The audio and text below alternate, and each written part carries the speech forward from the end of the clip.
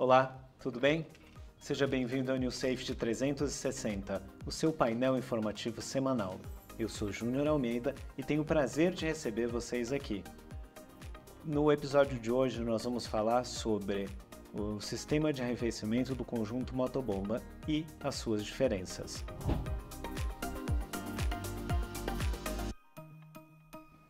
Para isso, eu tenho o prazer de ter ao meu lado Otávio Stigliano e Célio Camargo. Nós três juntos vamos conversar a respeito desse tema que é de suma importância para o combate a incêndio. Sejam bem-vindos, senhores. Obrigado, muito obrigado. Então, vamos começar o sistema de arrefecimento. O que é o sistema de arrefecimento? É o sistema que faz a refrigeração do sistema para que ele, na sua operação normal, não superaqueça. Ele pode ser de duas maneiras, no motor diesel. Ou arrefecimento tirando água do próprio sistema, ok? Ou através de radiador. Para que seja instalado o radiador, você precisa de uma área bem ventilada, de uma abertura para que ele receba o ar, né? E faça a devida refrigeração através do radiador. E pelo intercambiador de calor, que é pela própria água do sistema, tá? Você faz a refrigeração através do intercambiador e você tem que ter alguns equipamentos para fazer essa circulação de água que deve ser voltada, de preferência para o reservatório onde você não tenha perda. Então, nesse sistema de arrefecimento, você tem que ter uma válvula solenoide que faz a abertura quando o sistema parte o conjunto motobomba diesel, uma válvula redutora de pressão, porque geralmente a pressão nominal do sistema é maior do que a capacidade de pressão do intercambiador de calor, válvulas de manobra, e se você tiver um circuito fechado, onde você não tem condições de verificar a temperatura da água, né? E se ela joga em aberto, você tem que ter um visor de fluxo, ok? Então, em paralelo com essa linha, existe uma outra linha manual, que no caso de algum problema com a solenoide, com a válvula redutora de pressão, você faz a abertura manual e você continua com o arrefecimento do conjunto. Passo a bola para o Camargo, talvez ele tenha algumas experiências que seja interessante compartilhar com os nossos clientes e amigos. Importante dizer, Júnior, que o sistema de arrefecimento, tanto de radiador quanto com o trocador de calor, ele é feito em circuito fechado, ou seja, o que gera o arrefecimento são o líquido refrigerante que é colocado dentro do motor, né? Essa solução ela impede a criação de corrosão, de óxido, né, dentro do sistema, promovendo uma troca de meio mais fácil, facilita a perda de calor pelo radiador ou pelo trocador de calor. O trocador de calor se mostra mais eficiente que o radiador. O radiador, para ele funcionar bem, ele precisa ter um bom arrefecimento, ou seja, uma área bem ventilada, uma troca de ar do ambiente com o ambiente externo muito favorável, porque um motor, quando está instalado num carro ou num caminhão, ele tem um vento no contrafluxo, né? O arrefecimento forçado, né? O ar passa por ele.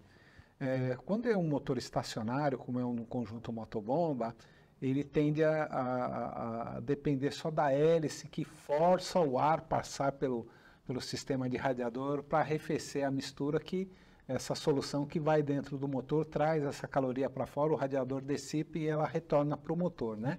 Então é muito importante se pensar bem na hora do projeto, na implantação da casa de bomba. Se o motor for escolhido com radiador, ele tem que ter muito bom arrefecimento, né? Se ele não tiver essa ventilação, ele vai ser deficiente, né? Importante também ressaltar que a manutenção, como o Otávio disse, no cavalete, na válvula reguladora de pressão, sejam instalados os dispositivos de bloqueio, ou seja, a gente tem alguns casos aí, teve um caso aí numa grande indústria aqui na Bahia, não tinha dispositivo de bloqueio, o pessoal inicia um teste do conjunto motobomba, como o ruído é alto, os dois operadores estavam conversando, o motor parte, a câmera pegou esse detalhe, né? Então, enquanto um fazia as anotações de pressão, temperatura, né? O outro encostado no cavalete, ele abria e fechava a válvula. É a válvula de esfera, né? Então, ela abre com um quarto de volta, fecha com um quarto, enquanto um lá, o outro mexendo, abrindo e fechando.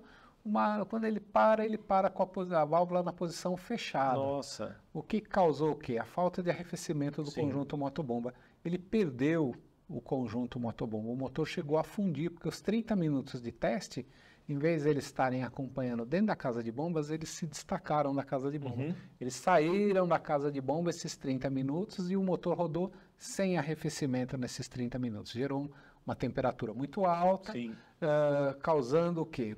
Quando a gente abriu o motor aqui em São Paulo, o motor veio da Bahia aqui para a gente foi na concessionária presenciar a abertura, o óleo tinha colado nas paredes, né? O motor ficou sem óleo, o óleo colou nas paredes internas do motor, causando o quê? A queima da junta do cabeçote, o líquido de arrefecimento entrou para dentro da câmara de combustão, soltando a sede de válvula e válvula causou um empenamento, a válvula ficou em aberto, o pistão veio e acertou. Isso foi uma perda total do motor, perdeu biela, motor, radiador, camisa. Então, são motores certificados, o LFM, você vê, né? Uma ação de... inabilitado, né? Então, causou todos esses danos. Então, é muito importante botar os dispositivos de bloqueio no cavalete quando o motor não tem sistema de radiador.